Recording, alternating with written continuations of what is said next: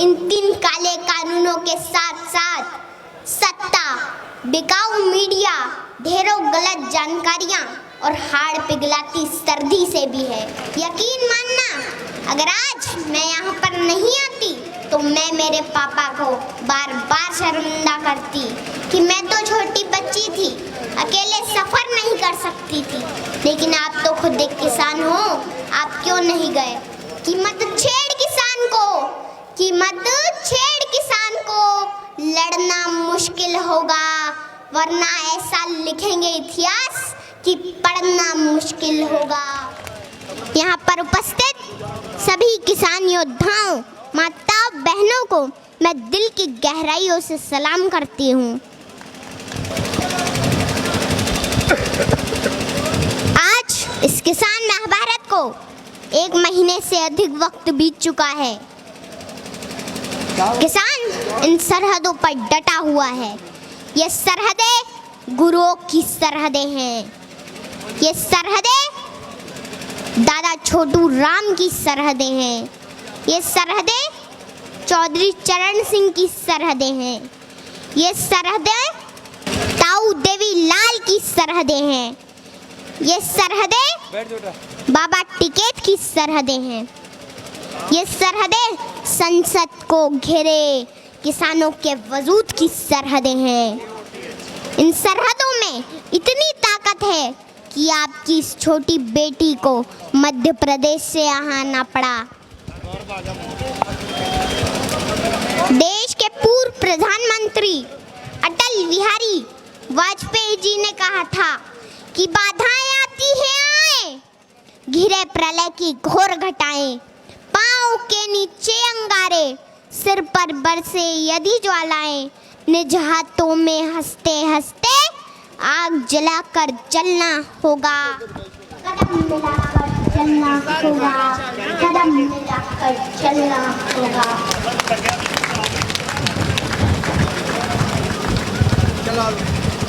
ये आंदोलन कोई छोटा मोटा आंदोलन नहीं है।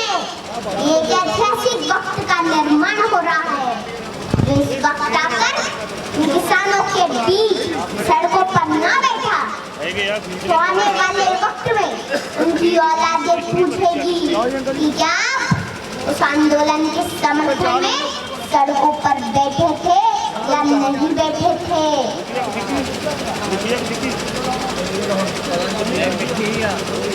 हमारे इस किसान आंदोलन ने पूरी दुनिया में एक मिसाल कायम की है। दुनिया हैरान है, इतना बड़ा मानव समूह शांतिपूर्ण तरीके से अनुशासन के साथ आंदोलन कर रहा है।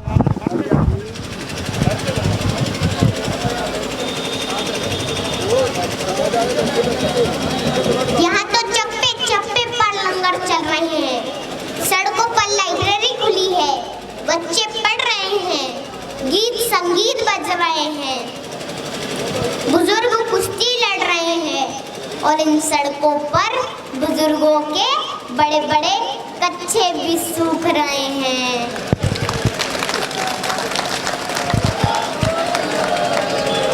माताओं के चूल्हे भी इन सड़कों पर पक्के हो रहे हैं। होश में आ जाए हुकूमत, होश में आ जाए हुकूमत, तेरे घर कच्चे हो रहे हैं, तेरे घर कच्चे हो रहे हैं। यकीन मानना, अगर आज मैं यहाँ पर नहीं आती तो मैं मेरे पापा को बार बार शर्मिंदा करती कि मैं तो छोटी बच्ची थी, अकेले सफर नहीं कर सकती थी। लेकिन आप तो खुद एक किसान हो, आप क्यों नहीं गए? लेकिन मेरे पापा हमेशा जमीन से जुड़े मुद्दों के लिए आगे रहते हैं। पापा कहाँ हो आप? अच्छा हुआ कि आज आप मुझे यहाँ लेके आ गए और मेरे भविष्य के सवालों से बच गए, क्योंकि जब इस आंदोलन का इतिहास लिखा जाएगा तो कहा जाएगा कि लहू में भीगे तमाम मौसम गवाही देंगे कि तुम खड़े थे, तुम खड़े थे। वफा के रास्ते का हर मुसाफिर गवाही देगा कि तुम खड़े थे, तुम खड़े थे। शहर का सूरज गवाही गवाही देगा कि जब अंधेरों की कोख से निकलने वाले ये सोचते थे कि कोई जुगनू बचा नहीं है, तो तुम खड़े थे, तुम खड़े थे। तुम्हारी आंखों की ताकचों में जलती रोशनी ने नई मंजिल हमें दिखाई। तुम्हारे भाई, तुम्हारे बेटे, तुम्हारी बहनें, तुम्हारी माएं, तुम्हारी मिट्टी का जर्रा जर्रा गवाही देगा कि तुम खड़े थे, तुम खड़े थे। हमारी धरती के जिस्म से जब हवस के मारे सियाह जोगों की तरह चिमटे हुए थे, तो तुम खड़े थे, तुम खड़े थे। तुम्हारी हिम्मत, तुम्हारी अज़मत, तुम्हारी हिम्मत, तुम्हारी अज़मत और इस्तिकामत तो वो हिमालय है जिसकी चोटी तक पहुंचना न पहले बस में रहा किसी के, न आने वाले दिनों में होगा। सो आने वाली तमाम नस्लें गवाही देगी कि तुम खड़े थे, तुम खड़े थे, तुम खड़े थे।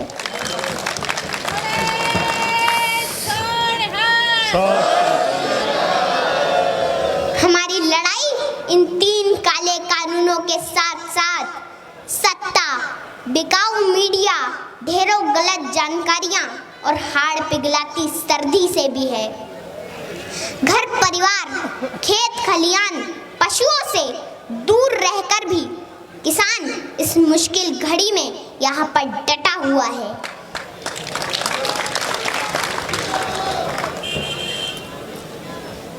मैं देश की आवाम से आह्वान करती हूँ कि आप अपने देश के किसानों को बदनाम न करें, उनका साथ दें। ये आप दोनों के हक की लड़ाई है, मिलकर साझी लड़ाई लड़ें।